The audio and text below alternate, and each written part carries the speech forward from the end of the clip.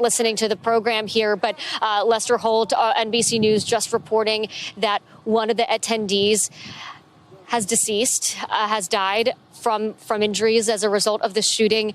Joseph, you told me off camera that you may have witnessed this, and I'm so sorry to be talking to you in this tragic moment, but can you describe what it is that you saw? I was attending the rally.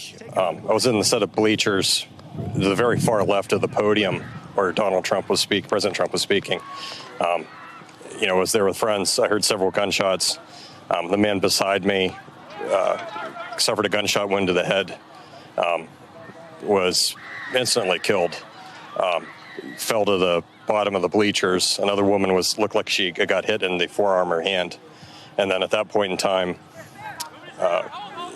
it was rather chaotic at that point because half the people were looking because they thought it was fireworks. I knew it was gunshots right away. My friend, he hit the deck. I was kind of looking around just trying to see where the shots were coming from. It seemed to me like the shots were coming from behind the bleachers. It seemed to me the man got hit in the head from behind. He was killed instantly, as far as I could tell. And at that point, a state police and a SWAT team, started evacuating the bleachers, and then I helped carry the man out of the bleachers to a tent that was behind the bleachers. You helped carry the man yourself. What was his condition when you were carrying him? He's deceased. He died. How close were you to him? A couple yards. It wasn't very far. Did you know the man? No, it's a police ranger. They put a towel over his head and then carried him off. And you said there was another woman nearby who was also injured. Where was she in relation to him? I believe she was in the bleachers, either above me or just to the side of him.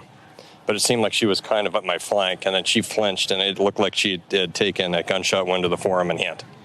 Joseph, from where I was standing, we heard multiple gunshots, 8 to 11 shots. We've been hearing it replayed on the video here. Do you remember, can you tell, I know it was a chaotic scene, but at what point, was it immediately when you heard the gunshots that he was shot, or was it later on into the firing? The first 7, he was hit and she was hit within the first 7 shots. I counted 7 shots. What was going through your mind? You were right there. I know it happened so quickly, but what can you tell us about those moments?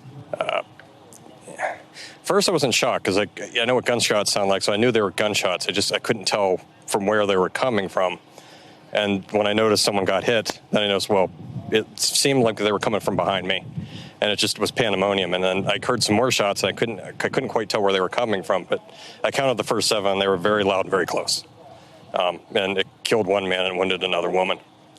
And Joseph, you told me that you're a doctor, you're an OB GYN. How did that background play into how quickly you were sort of able to assess the situation and know what happened to these individuals and know what was going on? Well, I told the police, I tried to render assistance. I told the police I could render assistance. They had another physician on the EMT team, so they kind of took over. So they didn't really need me, so I kind of helped carry them down initially out of the bleachers. There wasn't the man that got hit. There was no assistance that needed to be given, and unfortunately, his family witnessed the whole thing. It seemed like he had several family members in the bleacher with him, and they were quite upset. They didn't know. They were in shock. They didn't quite know what was going on, but the man was definitely killed instantaneously. Could you tell us sort of how many family members or people who knew him were with him, and what was their reaction? I thought there was 5 people. 2 of them were relatively hysterical. So, but they were, when we took the man out of the bleachers, he went to the tent. There was an aid tent or some type of tent behind the bleachers where they took the body, and they immediately evacuated the family with them. And the 2 out of the 5, it seemed like, in shock, hysterical. They were still trying to process what was going on. Joseph, from where I was standing, we heard the shots. We saw the president go down. Yeah, I saw President Trump get hit. Yeah. What can you tell us? What details you remember? It seemed like his head was off to the side, and it seemed like he got nicked in the ear. Was that before the Secret Service took him down to the ground, covered him? Right before the Secret Service. It was maybe, again, it's hard to tell, time dilates when, it seemed like it was a second or 2. That first 7 shots that went off, the man got hit. He was killed almost instantly. The woman in the bleachers, she got injured, she got hit in the forearm and the hand. And then in those rounds that were fired, again, I was videoing the event, so that's when I saw Trump get hit. And it seemed to me he was looking to the side and the round grazed his ear. So Could you tell the gentleman that was hit in the head what angle he was in relation to the former president, like which direction the bullets were coming from and to? So it looked like he was facing the president at the very far left portion of the bleachers. So he's directly facing it. Again, it seemed to me like the shots were coming from the rear, like behind us. And for me, it seemed like the man was in the way. Like, I guess. In the way of the former president? No, it seemed like the man was in the way of the shots between whoever was shooting the gun and the president. The man was hit. It seemed like he was in the crossfire. Let me get my shoes. And I know. And I know you're in shock and still processing all of this. It's sort of hard to evaluate our own emotions in this moment, but you just experienced something horrific. Yes. What can you tell us about your state of mind right now? Yeah, I've had opportunities to go to these rallies before. It was the first one I ever went to. I had, time off to go do it. I was kind of excited to go, but it's, everyone, it's something you don't expect. It comes out of the blue. It's like a bolt out of the blue, and it's shocking.